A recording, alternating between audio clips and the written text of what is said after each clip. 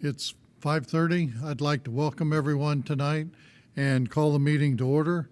If we could all stand for the Pledge of Allegiance. I pledge allegiance to the flag of the United States of America and to the republic for which it stands, one nation, under God, indivisible, with liberty and justice for all.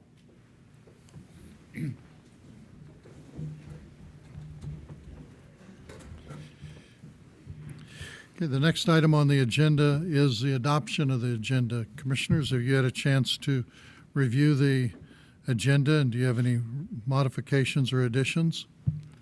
I have none. I have, and I have none also. Okay.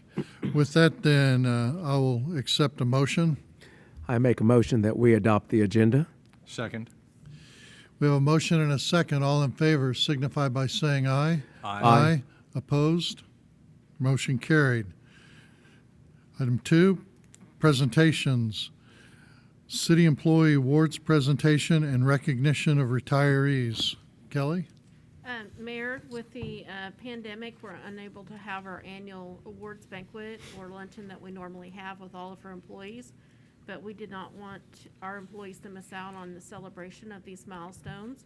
And so we're celebrating them at this meeting and honoring those employees, and that way their families can watch on Facebook and be engaged in that as well in a safe manner.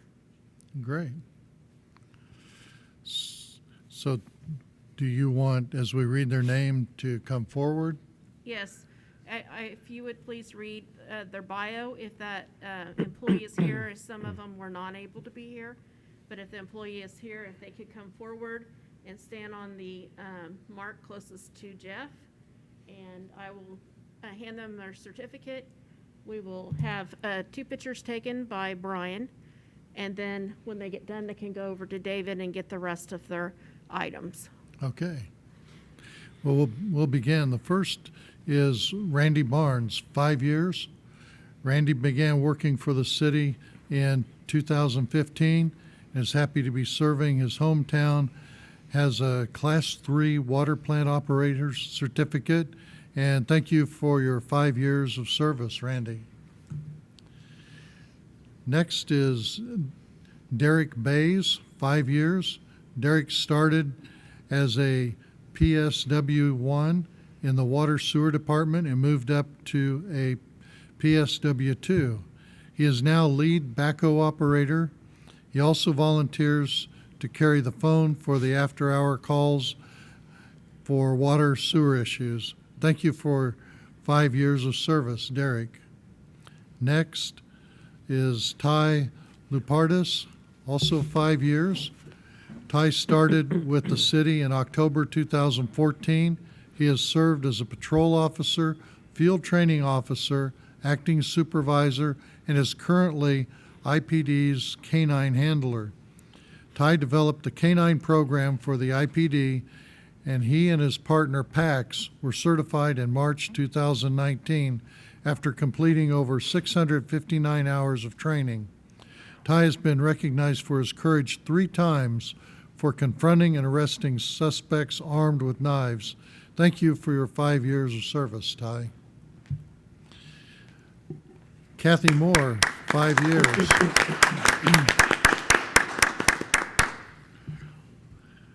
Kathy has spent the past 5 years with the Independence Housing Authority team. Her position is Maintenance Tech 2. Kathy not only makes sure all units are ready to rent, but she also takes care of our tenants. She goes beyond and above when it comes to making sure that our tenants' needs are met. Kathy spent time volunteering with the American Legion and spends time with her new special man, her grandson, Connors. Thank you for your 5 years of service, Kathy. Eric Pinkerton has 5 years. Eric began work for the city in 2015 as a water plant operator and earned his Operator 2 and then Operator 3 certification in August 2017. Thank you for your 5 years of service, Eric. Warner Cole Walter, 5 years. Cole began work for the city in January 2015, shortly after college graduation. His responsibilities include both operations and maintenance. Thank you for your 5 years of service, Cole. Matt Haygood, 10 years. Matt has been with the Housing Authority for the past 10 years, where he has served as a maintenance supervisor. Matt's dedication in making sure that all of the 167 units that IHA manages is well taken care of.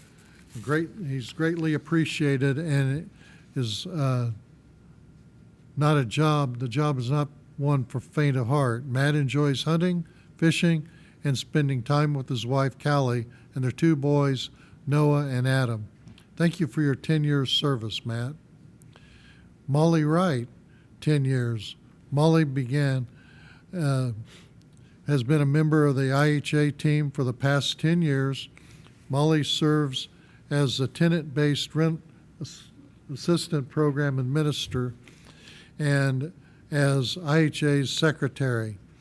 She assists over 50 families annually through the tenant-based rental program with their rental needs, allowing families to have one less worry. Molly enjoys reading, going to her niece's ball games, and spending time with family and friends, especially when she gets to spend time with her son Matthew and his 2 boys, Oakley and Ashner. Thank you for your 10 years of service, Molly. Mike DeVore, 15 years. Mike was hired as a PSW1 in November of 2004 and then moved up to PSW3 before becoming a street supervisor, where he has served until recently when he transferred to Memorial Hall as a maintenance 3, where he now serves. Thank you for your 15 years of service.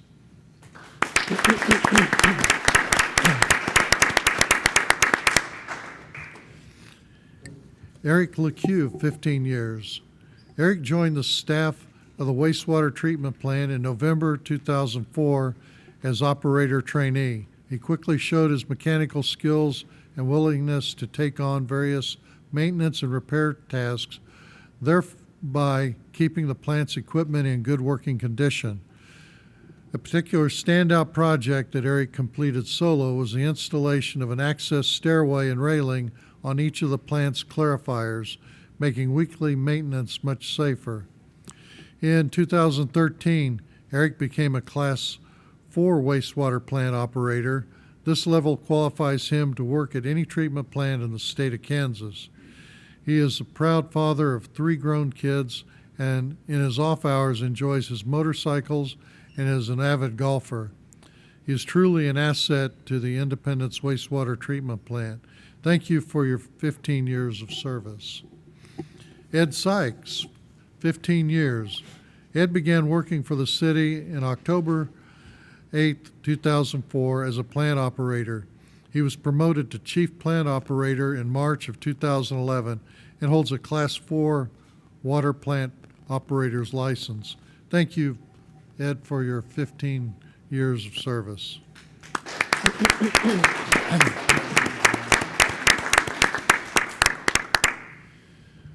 Gerald Beasley, 30 years. Gerald began working for the city in 1990. He tested and passed his first water certification in August 1991. His responsibilities include both operations and maintenance. Gerald currently has a Class 3 water treatment operator certification. Thank you for your 30 years of service.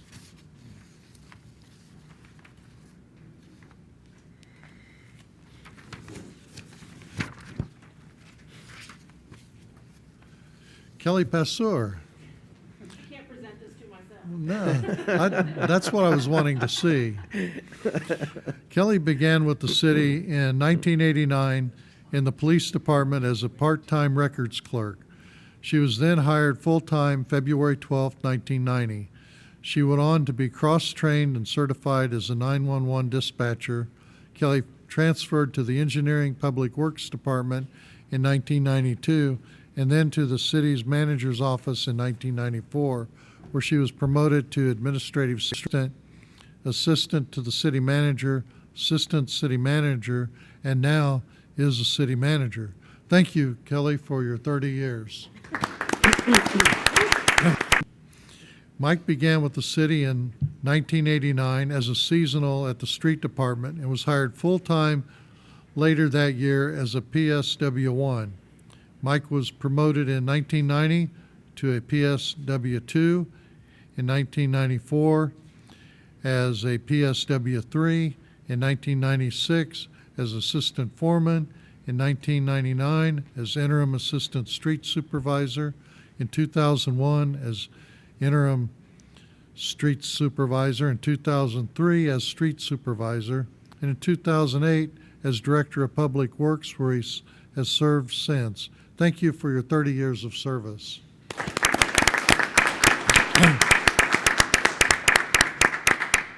Terry Lybarger, 40 years. Terry began working for the city in 1980 as a PSW1 in the street department. He transferred to wastewater treatment as a maintenance mechanic and relief operator in 1984, serving in that position until 1995. He was then promoted to water sewer department foreman. He served in that position until 1999, when he was promoted to interim public works director, serving in that position until 2000. He was then promoted to assistant utilities director, serving in that position until 2006, when he was promoted to utilities director, where he has served since. Thank you for your 40 years of service.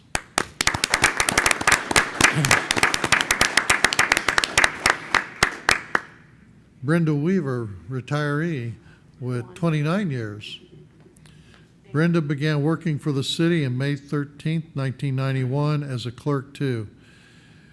She waited on customers, answered the phone, assisted the water billing clerk, and helped type city license. She was promoted to clerk 3 on December 31, 2001, where she oversaw accounts receivable and cemetery deeds. She was then promoted to deputy city clerk on September 26, 2010, and oversaw payroll and accounts payable. Thank you, Brenda, for your 29 years of dedicated service to the City of Independence, and enjoy your well-deserved retirement. Barb Burskin's retiree, 39 years. Barb was hired as a secretary in the city clerk's office in June of 1981, was promoted to clerk 3 in January of 1987. Then in July of 2000, she was promoted to deputy city clerk. In September of 2010, she was promoted to assistant park and zoo supervisor. On September of 2012, she was promoted to park and zoo director, where she oversaw the park, zoo, and cemetery departments, and also provided staff assistance to the park board and Four Paws board. Thank you, Barb, for your 39 years of dedicated service to the City of Independence. We hope you enjoy your retirement also.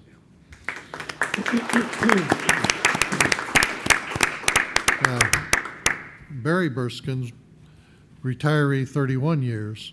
Barry began working for the City of Independence in 1989 as firefighter 1, and 2 years later moved up to the FF2. In 1996, Barry began working as an environmental code enforcement officer along with his regular duties. He earned his EMT certification in December of 2012. 2013, Barry began assisting with building, electric, plumbing, and gas inspections with the city department, along with his regular fire EMS duties.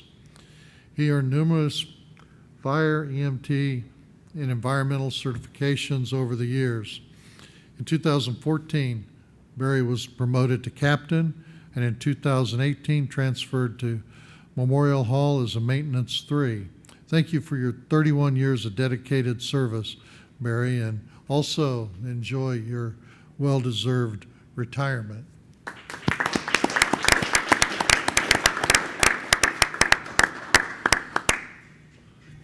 Cody Shamblin. Cody is a CPM graduate, and I believe CPM is Certified Public Management class. Okay. Cody began working for the city in June of 2012. In 2016, began supervising the airport. He oversees fuel purchases, fueling, assists Cessna with their needs, and rents T-hangers. Cody helped to install the new systems that were put in at the airport in 2019. Recently, Cody graduated from the University of Kansas Public Management Center, becoming a certified public manager. Congratulations, Cody. We're very proud of you, and we really appreciate your service to the city also. Thank you.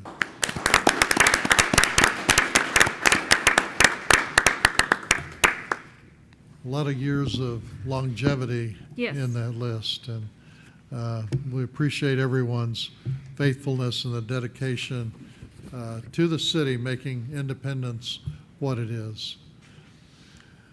Next item on our agenda is the consent agenda. We had no modifications during the adoption of the agenda, so at this time I'll call for a motion. I move we accept the consent agenda as presented. Second. Okay, I have a motion and a second. All in favor signify by saying aye. Aye. Opposed? Motion carried.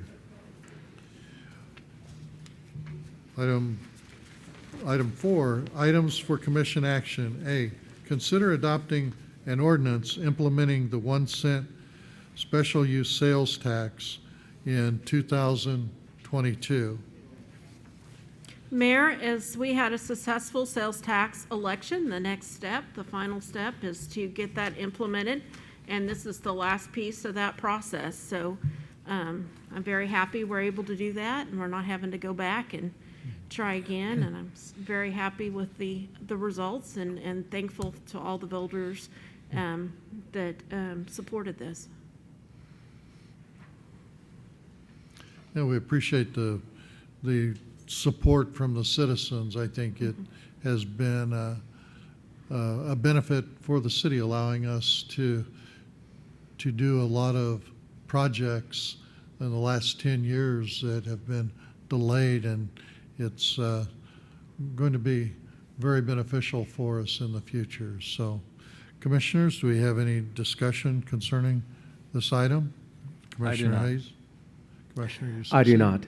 If there's no further discussion, then I will call for a motion. I make a motion to move to adopt an ordinance authorizing the levy of a 1% citywide retailer sales tax and related matters. Second. Okay, I have a motion and a second. All in favor signify by saying aye. Aye. Opposed? Motion carried. The next item on our agenda, item B, consider the following actions regarding the remarking of runway 17-35 at the Independence Municipal Airport. The first item would be award the bid to Highlight Airfield Services LLC in the amount of $97,883.60, and 2, approving an agreement with H.W. Lochner Incorporated to perform construction engineering and inspection service in an amount not to exceed $25,500. Mike? Mike?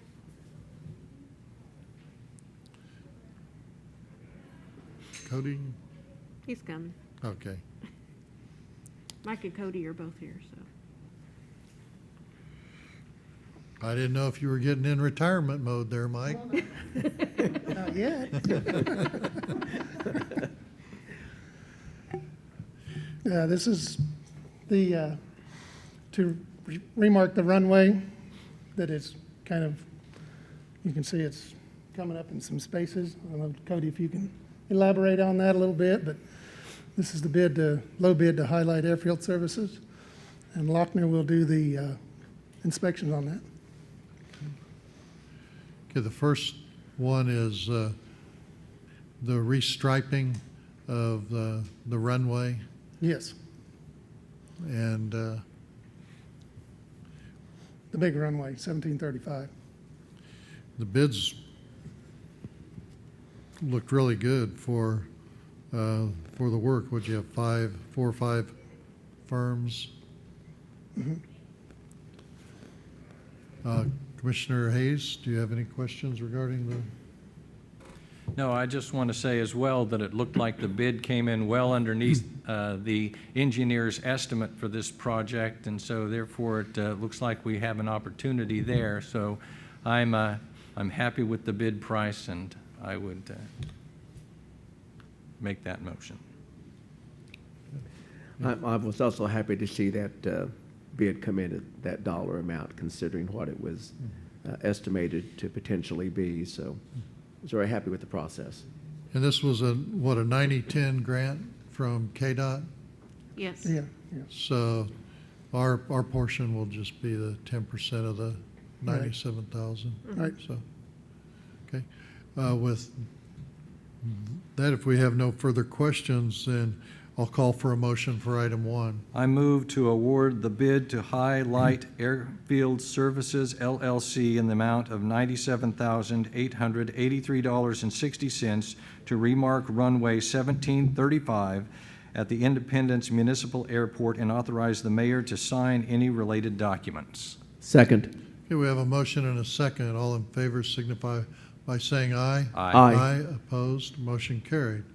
The next part of this item is awarding or approving the agreement with H.W. Lochner. Now, can you explain, they've already done the engineering They've for done the the striping, and The now we have design. the, This is the construction inspection. okay, this is a separate item to a different runway. No, it's the same runway.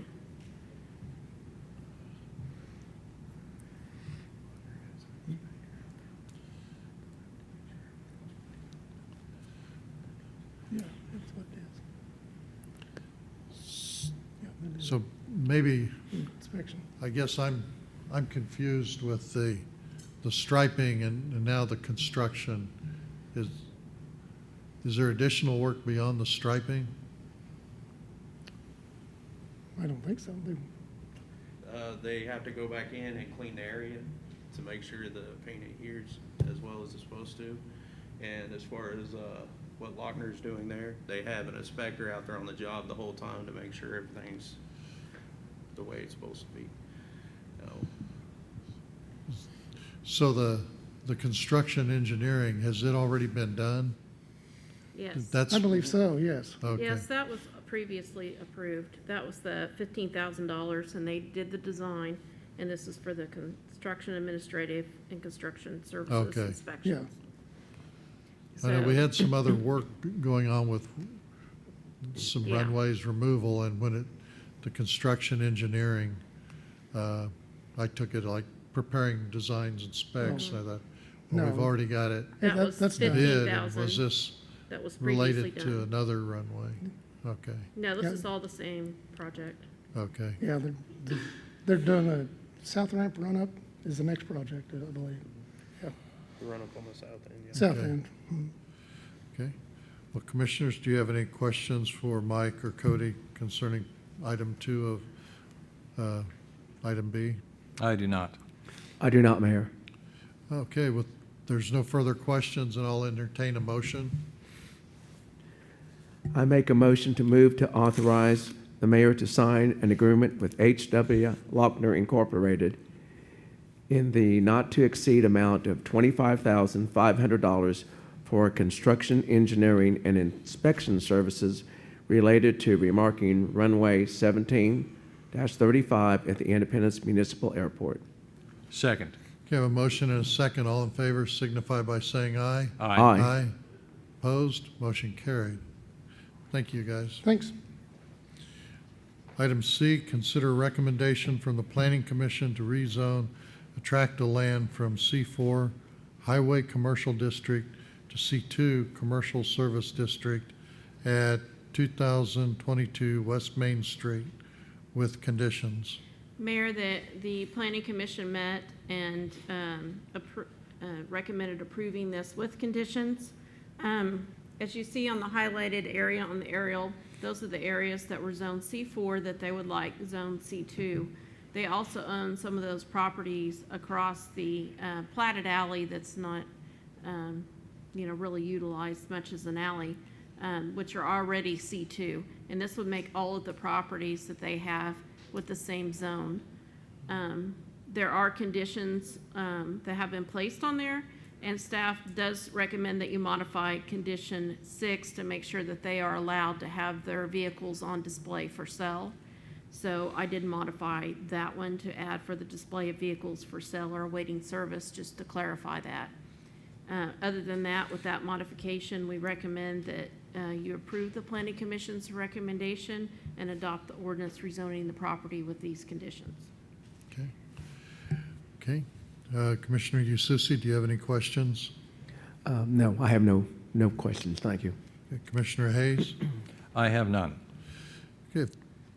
If there's no further questions, then I'll call for a motion. I move to accept the recommendation of the Planning Commission with the modification as suggested by staff and adopt an ordinance rezoning tracts of land from C4 Highway Commercial District to C2 Commercial Services District at 2022 West Main Street with conditions which shall be binding on all future owners, assigns, or heirs.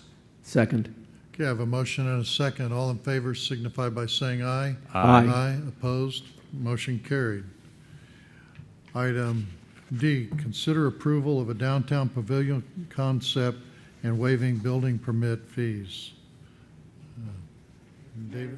Miranda, Tabitha, and Lori Kelly here with Main Street and the Community Foundation to present the downtown pavilion. Okay, thank you. I'll start off a little bit. I'm Tabitha with Independence Main Street. And this idea came to us at in a meeting one day. We were talking about green spaces in downtowns and how popular they are for the economic development of your community. And Independence really doesn't have that in our downtown, and these lots were brought to us that they might be donated. Mr. Vermillion owned them, and we got with him, and he so graciously did donate 2 lots, and then we purchased the 3rd lot. We got with Miranda and Sean, and they started working on some ideas, and I'll let them talk more about that. But we did apply for some spark funding through the county, and were awarded $20,000. So that is going to go quickly. But we're hoping by the end, well, we will. By the end of December, we're going to be able to present to the community a very nice space. So I'm going to let Miranda kind of fill you in on a few other things. The details. Originally, we came up with a design that was more than we thought we could raise in funds. And with the award of the Spark grant, we had to spend that money quickly. So we went ahead and kind of rethought the design for something that we could build now that we wouldn't have to tear out later for a bigger plan. And so what we came up with is maintaining the east and west concrete that's there, and we have already demoed out the center lot concrete. It was fairly damaged and heaving, and so we tore that out, and the plan is to go back with either artificial turf or sod. We're still kind of throwing around that idea, and having planter boxes. Sorry, I can't talk and breathe. We're going to have planter boxes along one side because turf only comes in 15-foot widths, and this planter box will also kind of break up the hard surface of the entire area and make it feel a little warmer. So we're going to plan on planting crepe myrtles, native grasses, very low maintenance items, and allow for on the west lot to be seating area. We've purchased some furniture with the Spark grant money, a small amount, 5 sets or 5 table sets to sit out there now. But on the east lot, there is a current curb cut, and we're going to have that lot set aside for food trucks, people wanting to pull in, maybe their smokers, those kinds of things, to pull up on that side and be able to have an event there to be able to provide food at the same time. Also, there's area there where they can play games. The grass is also meant for families that are young kids, come play. They have a soft surface to play on while their parents sit and watch. We're working with some of the downtown restaurants to get delivery for food there. So it's a place where people can go and just kind of hang out outside and be, somewhere that's family friendly. Lighting, as far as that goes, we're looking at putting some poles with string lights to kind of give a soft ambiance. But we are going to beef up the poles to be able to install a canopy structure for shade in phase 2. So that way it'll provide shaded areas for kids to play, people to eat, and everything. And then phase 2, that's all phase 1. We know the city has plans to replace the sidewalk in front of that area from 10th to 8th. And so I've met with Trans Systems, and we're working out plans to be able to accommodate the design with the ADA compliance that needs to be done, and make sure that, whatever we do now isn't going to adversely impact what the plan is for that. And so we are working with them to kind of make sure that whatever we decide to design or go forward with on plan 2 or phase 2 works with the plans that are already approved and in process with the current ADA replacement sidewalks. So on phase 2, we're looking at putting in a stage where people could come and perform. We're looking at possibly painting murals on the walls, working with the college or local artists. We are looking at putting public bathrooms on the space in phase 2. And I'm trying to think. Video. The current building that's there is a brick building. We thought it was in pretty bad shape, but once we actually got into it, it wasn't too bad. There's some things we have to do on the exterior to make it per code, so we're going to work through that. But our plan is on the south face of that is to be able to have a video screen so we can project videos for outdoor family events. They can do it themselves. We can have, downtown movie night there, things like that for the community, so.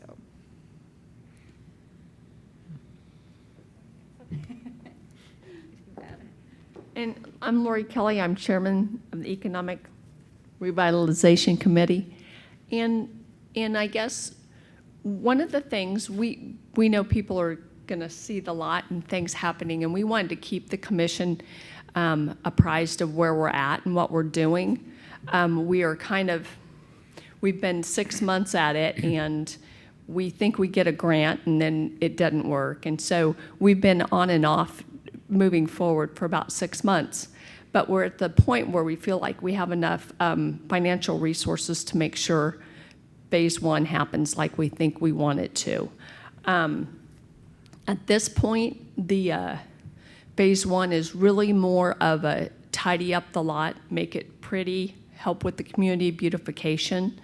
Our intent would be that when Miranda has an opportunity to know what phase 1 actually is going to look like, to draw up final plans for what phase 2 would look like.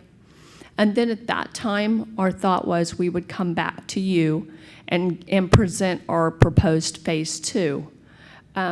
Being at that point, we would have more of a roof structure and some bathrooms. And we would want to present to you in advance of doing that, because our ultimate goal would make this property be something that would ultimately be owned by the city. Our intent is to go ahead and enhance it through phase 1, develop through phase 2, and hand over a very nice, complete, impressive project to the city. But we also know that that at that point, you may have some ideas, input, and suggestions, which we welcome and we want to implement. Again, phase one has kind of happened a little on and off, but we've had grant money that had to be utilized by the end of December. And so most of those funds initially have been used for furniture and just cleaning up the lot. Did we talk about the retaining wall? Oh, yeah, and so we have a bid from TLC, and they will be installing a retaining wall. As you may have noticed and remembered, much of the pictures of what happened before was very much weeds from the runoff from the soil. That erosion has been a big hindrance to that site. So we felt like the first thing we needed to do to be able to put tables and chairs there is to get rid of the mud and dirt so people aren't having to fight with that. So that's part of phase one, is to put a retaining wall in, and it's going to be giant limestone blocks that are removable. It's not necessarily a permanent fixture. So as we decide how we're going to enhance the rest of the property, they could be moved and modified. I wanted to add one more thing. When Roger Brooks was here and did his assessment of our community, this is one of the things that he said that we needed to add. And so as we're kind of slowly but surely checking off those lists, this is definitely one of those that he thought was very necessary in our community. So, and we've had a lot of people stop and ask, what's going on there? And we tell them our plans, and there's a lot of excitement about it, especially with COVID and just getting outside. It's going to be great. I've talked to a few residents at the Booth Hotel, the Booth Apartments, and the 8th and Main Apartments, and they're excited to have that space there also. And we're hoping that the downtown Wi-Fi will go in that area. So that I talked to Rusty Arnold about students, given that if they do go back to online schooling, that's, virtual schooling, I guess. It's hard to get all those kids in that area. And I know right now it's kind of cool, but we're thinking, even in the spring, that'll be an outlet for kids to maybe go and do some homework, and besides just the library and such. So anyway, just wanted to remind us that, Roger Brooks was one of the big reasons when we try to go through that list of his things. We've checked off flowers in our downtown, benches, trash cans, gathering spaces. So slowly but surely, I think we're getting there. Do you have any questions for us? Commissioner Hayes? Well, I think it looks lovely, and I know the effort that had to go into getting it this far, because pulling one of these off, crossing property boundaries, and getting donations of this type is a big effort. So congratulations to you on that. I think it looks like it will be a lovely addition to the downtown, and I think it will be a welcome respite for those people who work in the area to have some place to go for lunch or otherwise enjoy some fresh air. Commissioner Yususi? Yeah, I like the concept. I like all the hard work that's been put into this, and it cleans up something that was definitely an eyesore. Yes. And that'll be a big improvement to our downtown area and make it more appealing for people that would, coming through, be willing to stop and spend some time. And I've seen some other areas in other cities where they've done that. Pittsburgh in particular, they have some green spaces that look really nice, and people take advantage of that, especially when the weather's nice. So that's, yeah, I like what I see so far.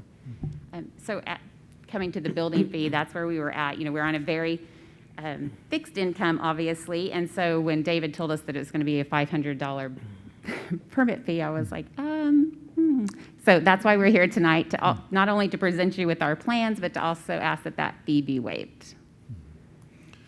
Yeah, the utilization for a gathering area like you have in phase one would really add some beautification to that eyesore, and it would be easy to utilize with, I see some issues maybe with the food truck crossing our new sidewalk in that, but to develop it into phase two, I don't know, I guess I'm a little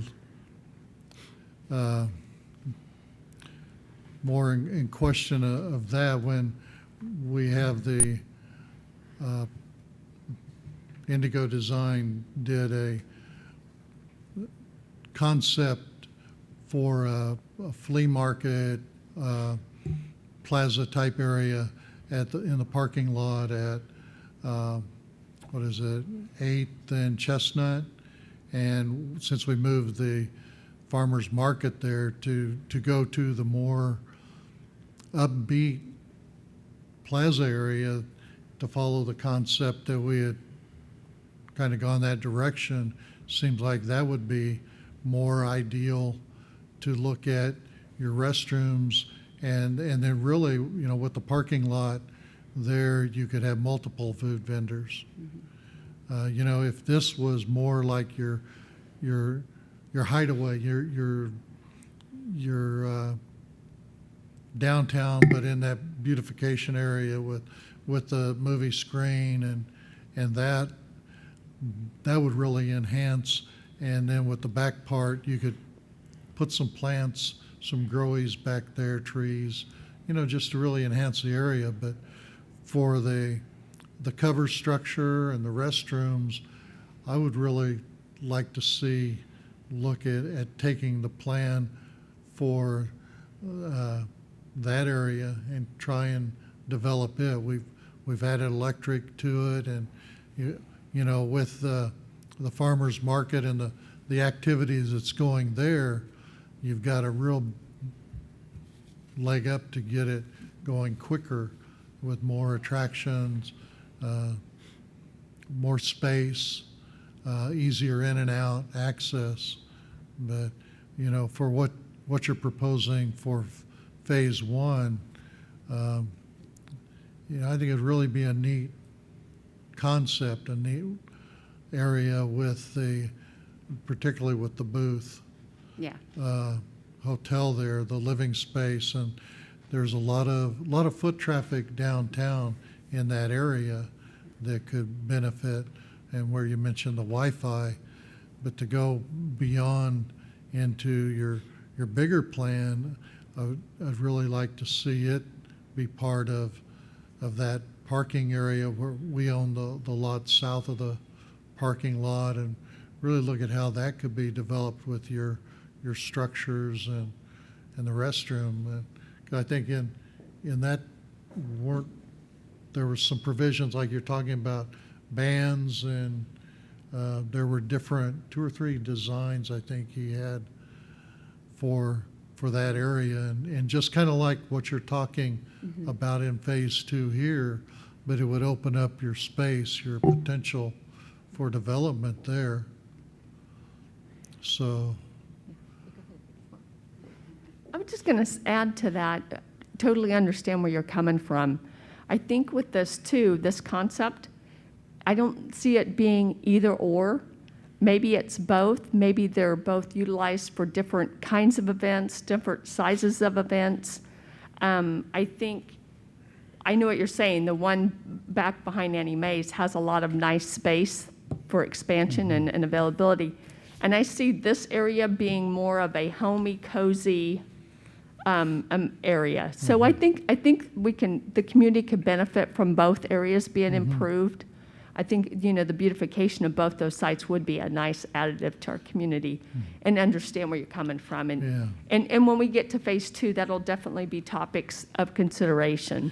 yeah, because when you look at in the city taking over it, I think before we get into that, we'd need to look at planning maintenance, you know, the structures that's going to impact roof structures, restrooms, where, you know, if it could, and even, you know, if you're going to go with food vendors, the management of scheduling rent, and, you know, with just 1 or 2 spaces, that gets pretty simple. But, you know, I think developing farther into phase 2, I'd like to see more information. And phase 1 here is great.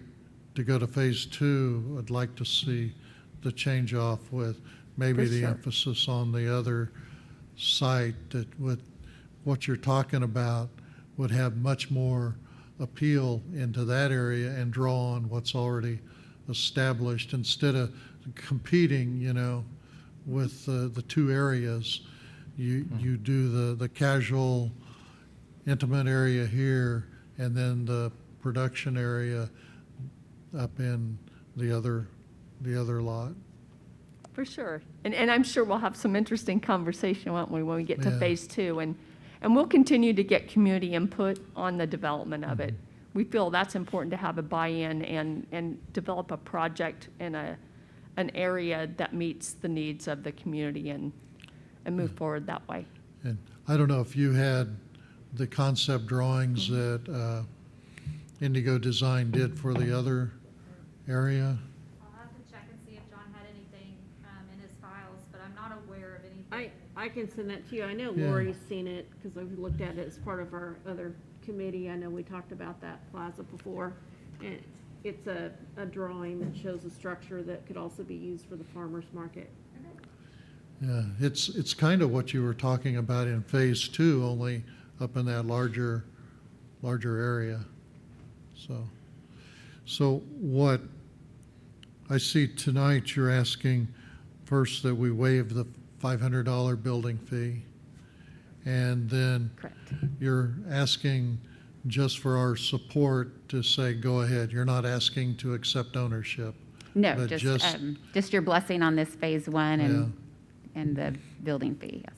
Yeah, okay, because, I think it would add a lot to that part of town and give potential maybe to draw more pedestrian traffic to the area. One time, I think Haggard's had lunches that they were serving, so, They did, with yeah. that and the other restaurants downtown, it'd be great to get a carry-out to go and sit down there and enjoy the landscaping and the fresh air like today. Exactly. For December 10th, it was a beautiful day. Yeah. So, I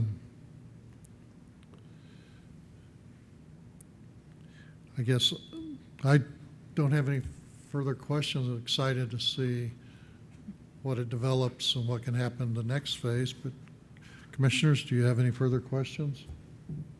I do not. I do not. Okay, well, there are no further questions, and I'll call for a motion.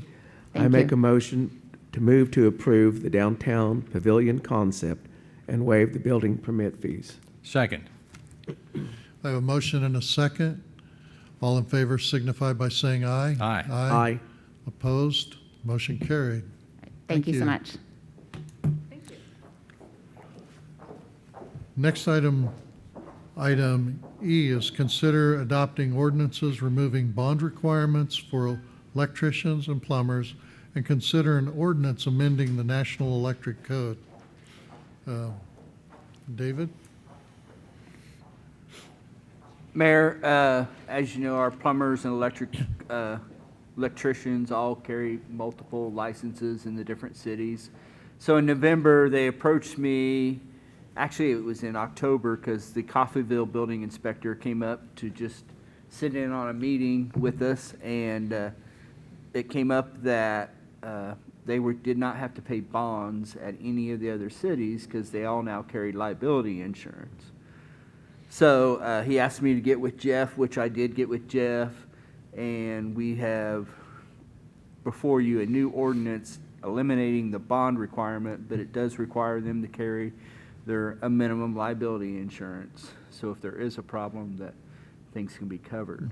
So that's where the discussion came from, and the electrical board and the plumbing board both voted to change the request that you change the ordinance to eliminate that. Yeah, bonds are a little different. Is it a performance bond you're asking for? Is it a labor and materials bond? And those are job specifics. They're Yeah. really hard to have a code requirement Yeah. to a bond, but yet insurance is Yep. really, and there's a lot of confusion between insurance and bond. Yep. The insurance is general and Yep. goes from project to project. Yep. So, Commissioner Ususi, do you have any questions? Not on those two items. Okay. Commissioner Hayes? And just a quick one, David. Did you confirm that the other cities are in fact not enforcing a bond in their ordinance? Yes, in fact, ours, what I presented or showed to Jeff came from Coffeyville. But I did check around. Yes, Parsons, Coffeyville, Pittsburgh. And they Okay. have switched to the, making sure they have liability insurance. Thank you. Okay. Do we want to, why don't I call for a motion for the, we'll do two motions. I'll call first for the electrician, and then we'll do the plumber, and then we'll discuss the last one. Okay, can I have a motion? I move to approve ordinance 4341, removing a bond requirement for electricians and adding proof of business liability insurance for licensure of electricians. Second. I have a motion and a second. All in favor signify by saying aye. Aye. Aye. Opposed? Motion carried. And I'll call for a motion for the item dealing with the plumbers. I move to approve ordinance 4342, removing bond requirements for licensure of plumbers and adding proof of business liability for licensure of plumbers. Second. I have a motion and a second. All in favor signify by saying aye. Aye. Aye. Opposed? Motion carried. Okay, David, do you want to explain the last? Mayor, this last one has been a discussion that has been ongoing with the board throughout the year as you guys have modified the code related to new service to commercial and residential structures. And it has been a struggle for the boards because they understand the cost when it comes to new service but the safety of both emergency services and the residences. And with the updated code and the new service and 4-wire, it requires a separation of the neutral and the grounds in the breaker box.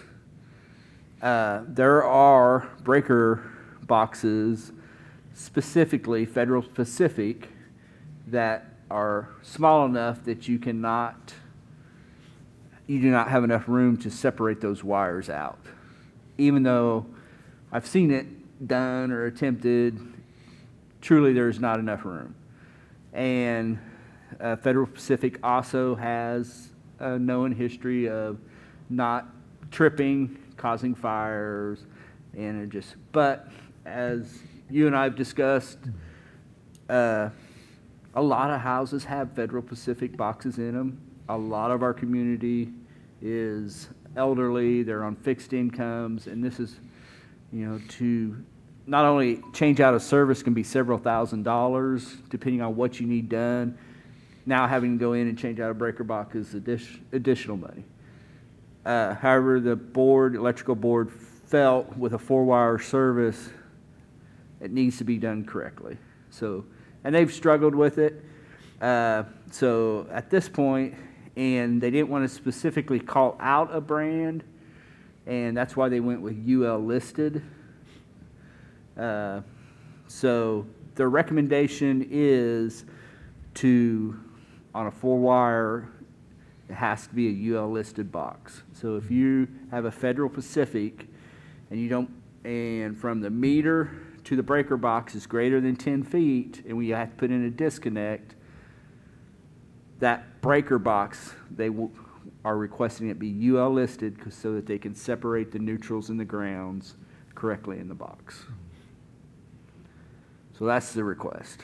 And as you and I have talked, it's been a struggle, and it may need some more work. I don't know, because they too understand the cost, and there's no clear answer to that. Yeah, I think initially we were considering the disconnect on an existing service. In the old days, if there was a fire at the house, the fire department would just go and remove the meter, and that would kill all the power going to the house. But the power company now no longer allows that. So what we were looking at was a means to shut the power off at the house in case of a fire, so the firefighters would be safe. So what we were wanting was that disconnect. So when you look at new service coming in to provide a disconnect and a 4-wire, there's no problem. When you start looking at the older homes, some of them are not an issue if it's a newer panel. And you're doing significant remodeling, you would change out your panel. But in case of a home that the service entrance is taken down in a storm, with what we're talking about is, and the distance between the meter and the panel is greater than 10 feet, then a disconnect switch has to be put in to kill the service to the house. But it then leads to, because with the new disconnect, you have to ground in the disconnect, the neutral and the ground are grounded there. The old homes grounded in the panel to the water line and to a ground. You can't double ground. So what we really want is to kill the power that in that case, there are some that have a service disconnect switch that if in those cases that it's just a service entrance, the disconnect, I think it's in the meter base. So you can just kill the power there still at one throw, but you don't have to put a 4-wire into the panel. So you're not having to replace the electric panel, which could include wall modification, wall finishes. So, you know, I heard one number was about $8,000 to redo a service entrance, and it was because the power had been off for a year, and Westar or Evergy required an inspection, and that was now the panel was more than 10 feet, so now they had to put in the disconnect, and because the panel didn't have the space, then they had to replace it all. And Plus, you see, Evergy has rules now. So what we're seeing is, and I've been seeing it quite a bit with a lot of the homes that have been vacant that has been sold recently. You know, they have requires cannot be within 3 foot of a window, a door, certain height requirements. There was a lot of services in town that you could walk out on a back porch and grab it. Cannot. So it's requiring these houses to have the service totally relocated. So, or they're having to remove windows, board up windows, put in new service, and it is anywhere from, as you said, I've seen from $2,000 to $8,000, depending on the amount of work it takes to relocate the service and do what's needed to bring it up to code. so, you know, I wonder if there is a way for the case that everything is good, there's no electrical issues with it, that a service disconnect would be appropriate until at a, you know, you have a certain percentage that if remodeling exceeds, okay, at that point now you have to replace the panel and do that, but just for the electric service coming down, if a service disconnect would provide the protection for the fire and EMS to enter a building to shut it down, or a homeowner in one act go to one spot and kill the whole thing. It used to be I think considered that the panel was a disconnect. A lot of them had main breakers, so they looked at that, but you've got from that breaker to the meter that's still live, and that's the problem. So I would don't know. suggest taking it back to the board and let us go back through it some more and see what else we could bring back. Or Lewis might have some suggestions since he. No, I know Evergy has implemented some new requirements that I'm not familiar with. I've been out almost 6 years now, and I know a lot of things have changed. I understand the requirements of this, especially the neutral, and the ground, even though you do have a neutral, and Westar or Evergy provides their system neutral, which is superior to any other grounding that you could have, but in the event that there's a break in that neutral, then you lose the ability to have any grounding protection at the premise. Yeah. So that's why they're requiring separated. Right. That way you will always have a driven ground. I think the last service that I helped put in, and it was a donation, we did an 8-foot ground rod. Yep. And then we also did a neutral, and they were separated on a house that needed an upgrade. So I can understand that, but it does get to be quite expensive. lengthy process and expense. Yep. If you have to do that. I understand why they're requiring that, but it does provide a financial burden on people that need to do an upgrade, especially if they're not within that 10 feet of the meter and the actual panel. 'Cause-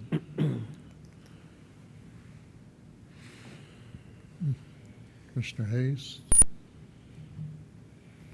I think you already answered my question, which was, this really only applies to remodels and new construction. Pretty much. What typically brings it up is that, or like Leonard said, for some reason, they lose service. The service gets pulled down. Whenever that happens, Evergy, Joanne, people from Evergy come out and look. And if you do not meet their rules, which is 3 foot from a window, a door, certain heights, they will then work with the owner and the electrician to figure out. And sometimes that's hard on some of these older houses. There's windows and doors everywhere, and and the more you're moving it, the further you're getting away, and now you're into all of this, so it becomes a big expense. And we have no control over that, because those are Evergy rules, and Well, I believe that Evergy rules are not unlike many of the rules that we dealt with in aviation, and we said every one of those was written in blood, and because it had basically came from some kind of accident or injury that had hurt somebody. And so that's the nature of these types of regulations. We don't want anybody to get hurt by insufficient safety in their electrical installations. So I know that it's expensive to do that, and I know that there are possible accommodations that we could make, but when it comes to the length of these types of regulations, it just gets expensive to be compliant with everything that they're asking for. And the other is, for whatever reason, or the other big comment is these unoccupied houses that are now being purchased. Evergy and Atmos have rules now. If it's been off more than a month, it's either 30 or 60 days, it requires an inspection.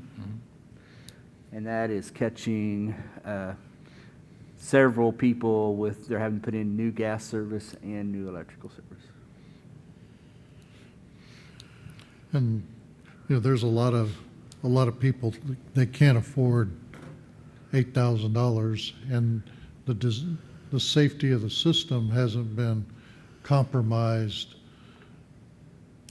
beyond what it originally was. The whole reason for the disconnect is to provide a means for fire to shut off the service. Yeah.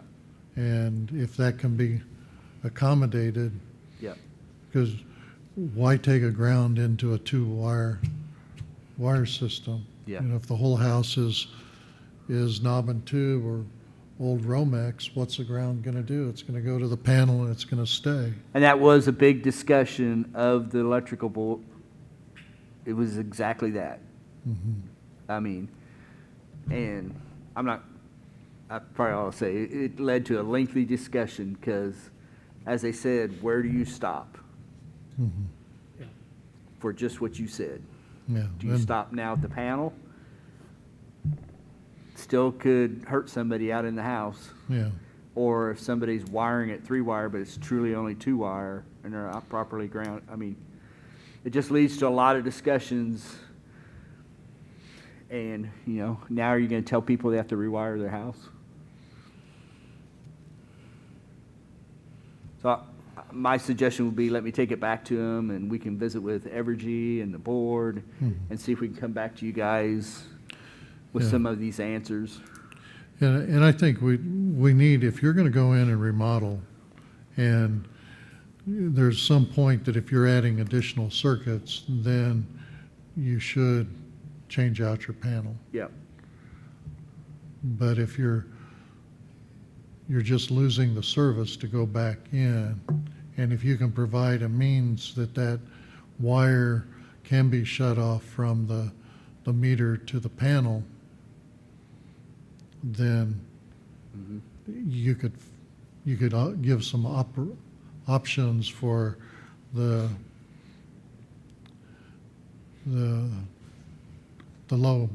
Yep. low income Yep. residents.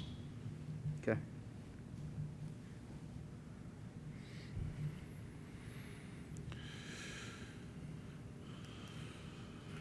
So, you're gonna bring it back later? Yeah, let me take it back to them. Okay. I think you guys had some very good questions and bring you some more answers.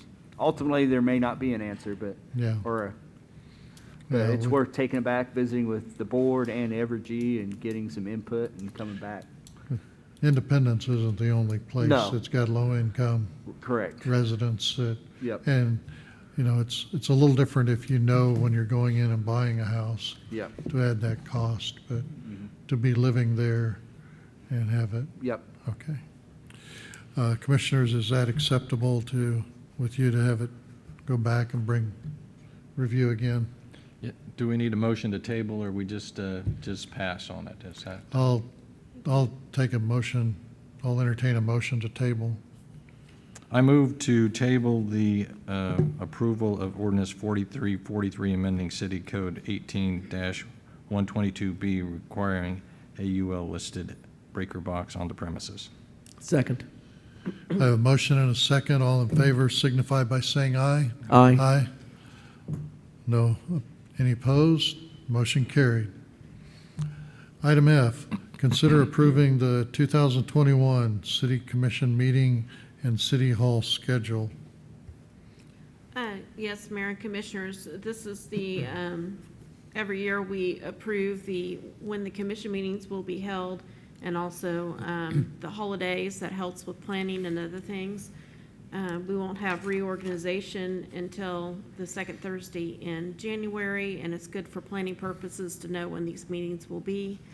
I have two alternatives for the meeting schedule, one that's taking out the back-to-back meetings on some third Wednesdays, as I was not sure if you wanted to meet back-to-back. So that is the alternative schedule, and the one that we recommend, but you could do either one.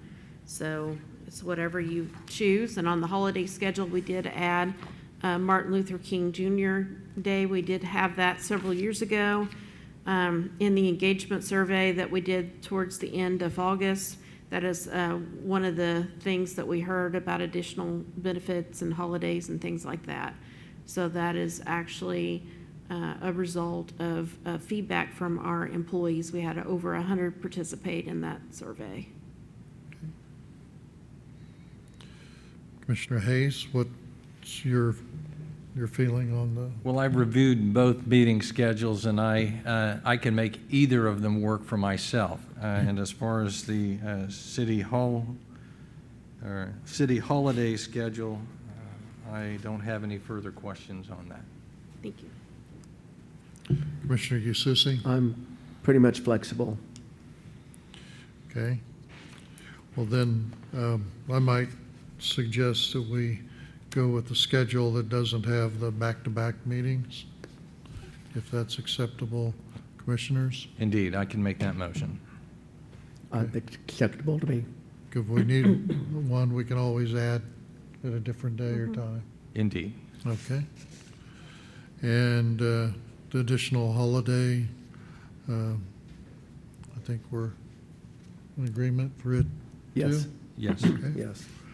If there's no further discussion on that, then I will call for a motion. I make a motion to move to approve the 2021 City Commission meeting and city holiday schedule as presented with the deletion of the following work sessions: April 21st, July 21st, and November 17th, 2021. Second. Yeah, I have a motion and a second. All in favor signify by saying aye. Aye. Opposed? Motion carried. Mayor, could I request a 5-minute break? Uh, Would that be acceptable? Sure. Okay. We will resume at 6:46. Do we need a motion for recess? No. Okay. Okay.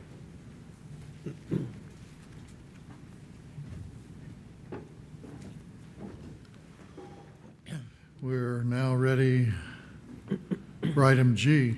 Consider adopting ordinance 4344, amending City Code Section 26-4, establishing court costs to be assessed in municipal court, and to approve ordinance 4345, amending the associated costs in Appendix D fee schedule.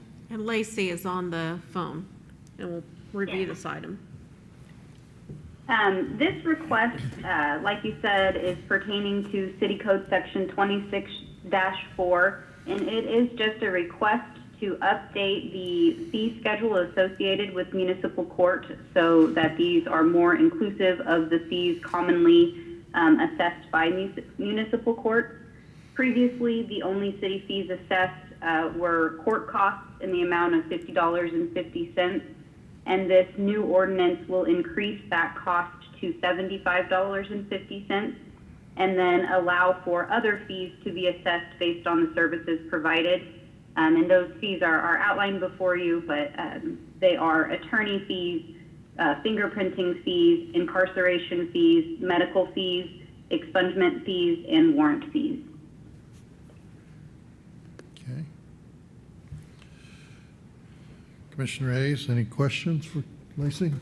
No, I just want to encourage that any of these fee schedules that have gone for a long time without review, that we continue to look for these types of opportunities. Thank you. Commissioner Yususi? Now, this brings us up to, Lacey, this brings us up to actually recouping the actual cost of providing these services. Is that correct? Yes, it more closely aligns with the actual costs of providing these services. And we did survey other communities to see what they charge for these services, and looked at different documentation of fees assessed, and these are representative of average fees for these types of services.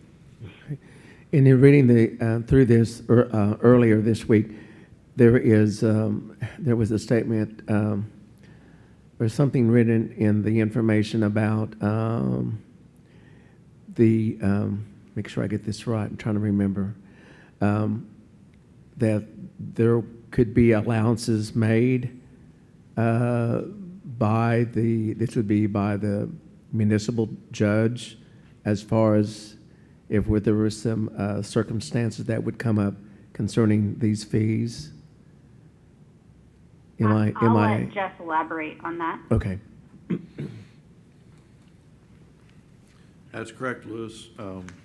Section 4 of the ordinance has a waiver provision, allows the judge for good cause to waive or suspend all or part of any fees. The only fee the judge couldn't touch would be a state assessment, but it's not even shown here. I think it's currently $20.50. We must assess that, but. Okay, and that would be if someone would maybe not have the financial resources to cover these costs. Is that what you would be referring to? It's that, and also sometimes the judge will, as an inducement, say, I'll suspend half your fine if you get it paid in X number of days. Okay. Sometimes it's an inducement, but yeah. Okay. All right. Thank you, Jeff. Thank you, Lacey. On the court-appointed attorney, Jeff, how does that work? Is it they don't have money for an attorney and the court appoints one, or just? The only time the court has to appoint an attorney is when the possible penalty includes a jail sentence.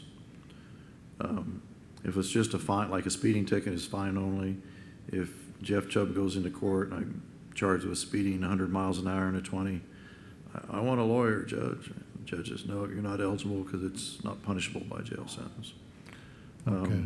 We've been paying court-appointed attorney fees at the $200 level for probably close to 15 years, but other cities pay a little less than that. Ours is actually a little higher than some cities, but we've always paid it, and it has been assessed as a condition in the past. So that collecting it's not new. We have been collecting it. So the ones that are new are the fingerprint fee, the expungement fee, warrant fee, and then the reimbursement of the incarceration fee and the medical fee. So we had been charging the court-appointed attorney fee. Yes. I looked at the appendix D where maybe I didn't. It probably wasn't in there. Yeah, it wasn't in there. It was imposed by pursuant to the state statute, which allows a judge to make it a condition of probation that you reimburse the city for court-appointed attorney Okay. fees, and that's how it was done. Okay. Yeah. Okay. I watch so many movies, you know, they do the speech on there, and you get an idea, and that's why I checked the appendix to see exactly what all we had charged and couldn't find it, so, okay. That was the only question I had, so. Any further questions, commissioners? I have none. I have none. Okay, if there are no more questions, then I will call for a motion. I make a motion to approve ordinance 4344, amending City Code Section 26-4, establishing court costs to be assessed in municipal court, and to approve an ordinance 4345, amending the associated costs in Appendix D fee schedule. Second. Okay, I have a motion and a second. All in favor signify by saying aye. Aye. Aye. Opposed? Motion carried. Item H, consider scheduling a work session to further discuss future city facilities. At a previous commission meeting, Commissioner Hayes asked about scheduling this.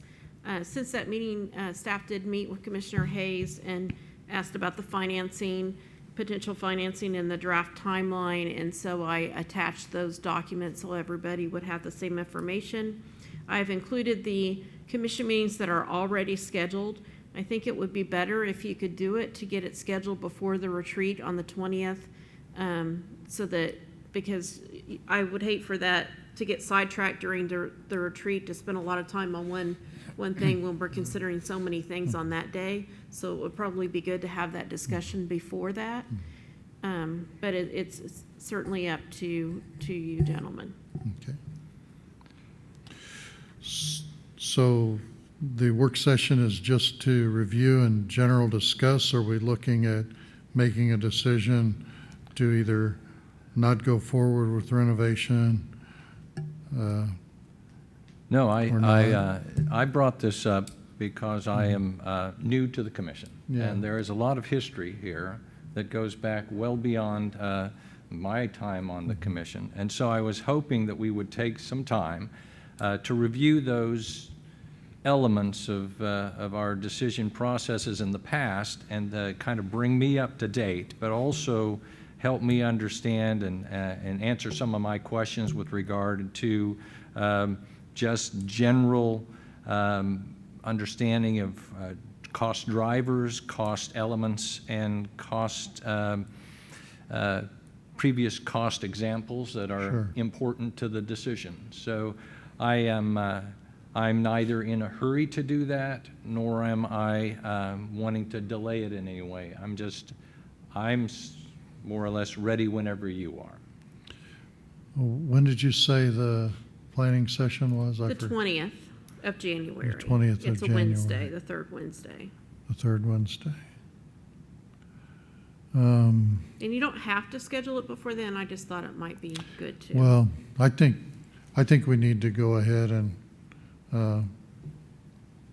move on it. We don't need to delay any longer. I'm available on each of those days. Which days? Well, the ones that precede the 20th of January are January the 14th and December 17th. Those are already scheduled commission meeting days. I just outlined that in the. Oh, I'm sorry, that is the Thursday. So that you would know what days you already had meetings scheduled Okay. for. Okay. So might I suggest either Wednesday the 16th or Wednesday the January the 13th, or I'm good either of those, December 16th or January 13th. Whichever you two, if those will work for you two gentlemen. You,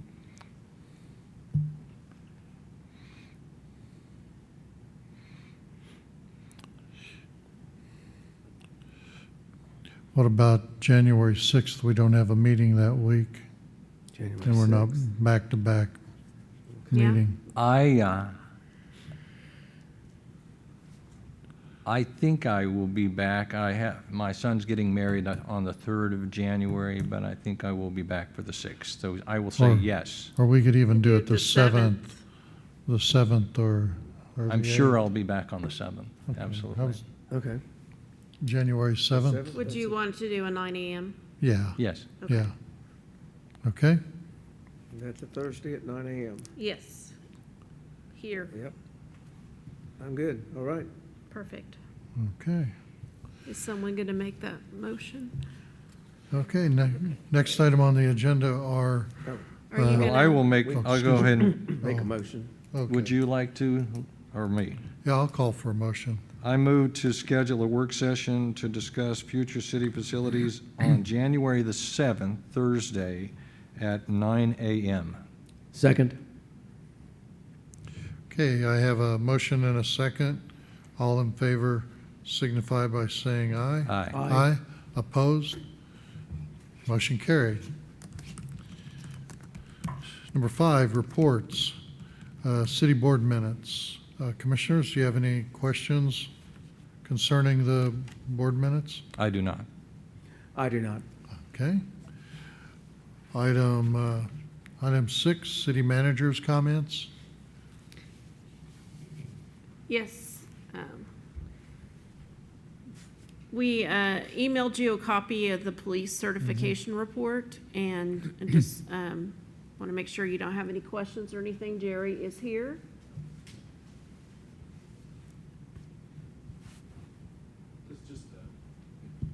This is an executive order that came out this summer, and it kind of had a really compressed timeline whenever they started going through the certification process, but we were able to get that done right away. And 2 mandatory requirements are that chokeholds are only allowed when deadly force is authorized, and a chokehold is defined as restricting the airway of a resistant subject, and we do not train to resist the airway of a resistant subject. However, we do train to restrict the blood flow, and that in our policy manual is only allowed when deadly force is authorized anyways, so we were already compliant with that.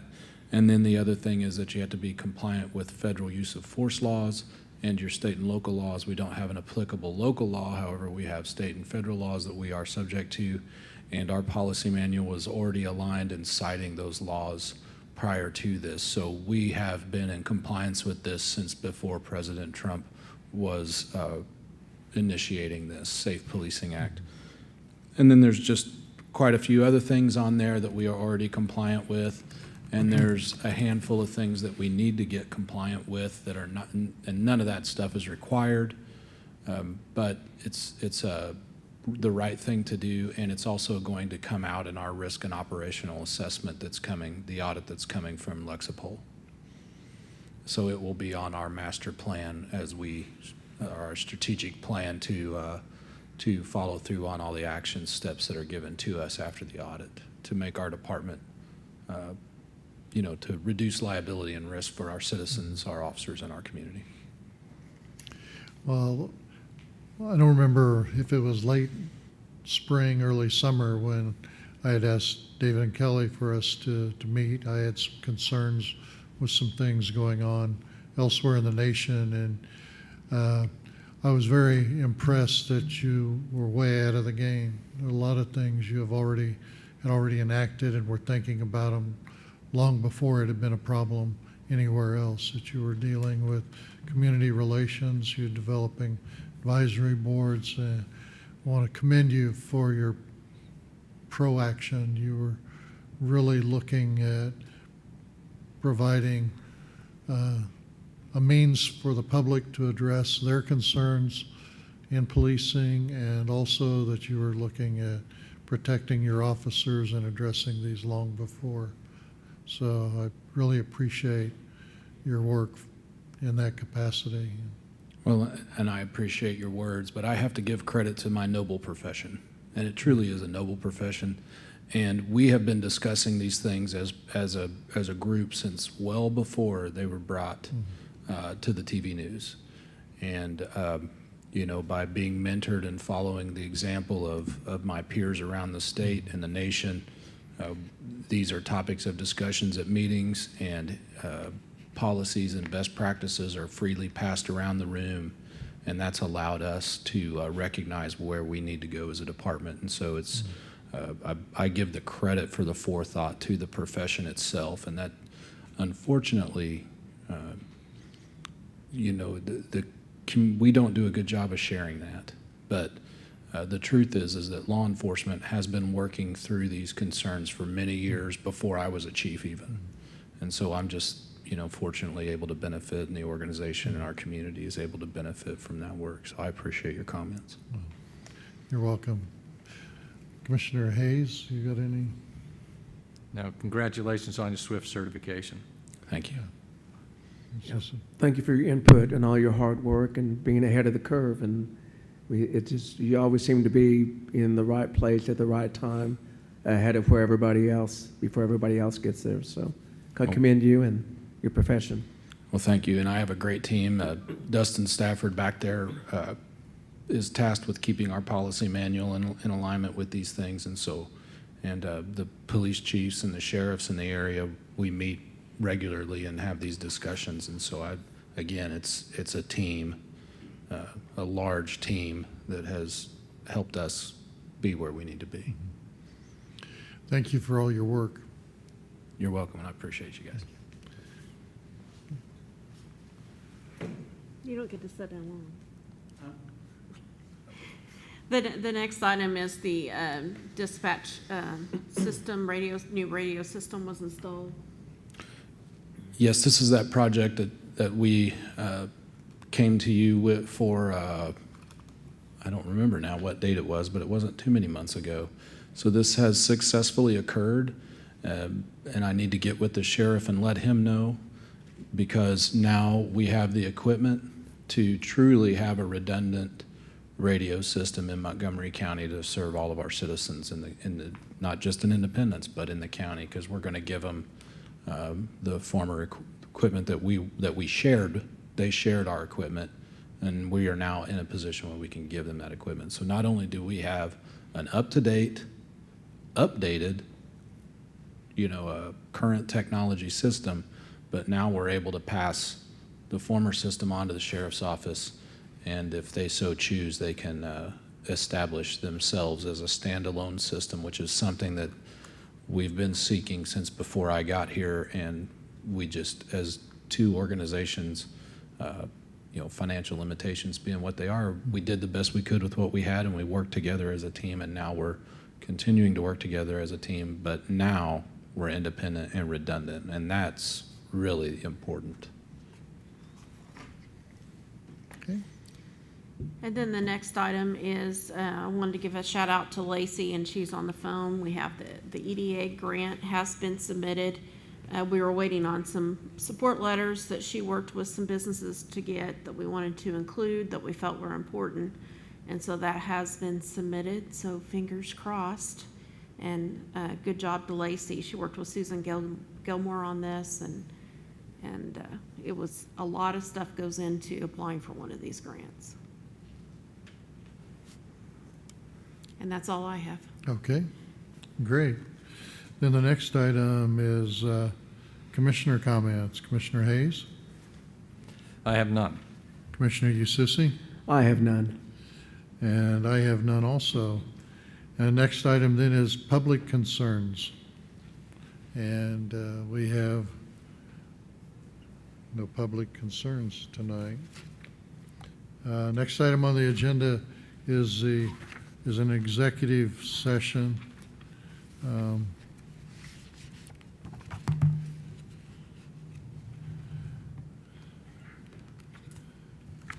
I've got that somewhere. I brought another copy if you need it. Well, I grabbed a bunch of papers and, here it is. I got it, thank you. Okay. I move that we recess for an executive session for consultation with the city's attorney regarding possible litigation pursuant to this attorney-client privilege exception, KSA 75-4319B2. The meeting will resume at 7:37, and going into executive session will be the commission, the attorney, assistant city manager, and assistant city manager. And city manager.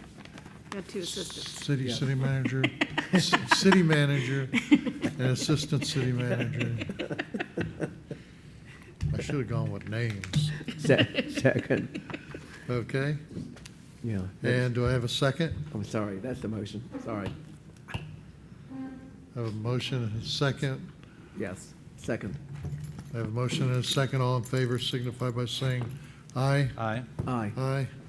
Opposed, motion carried. Okay, we're back in session. There will be no action taken from executive session. So the next item on the agenda is adjournment. And I make a motion that we adjourn. Second. I have a motion and a second to adjourn. All in favor signify by saying aye. Aye. Aye. Opposed? Motion carried. Meeting is now adjourned.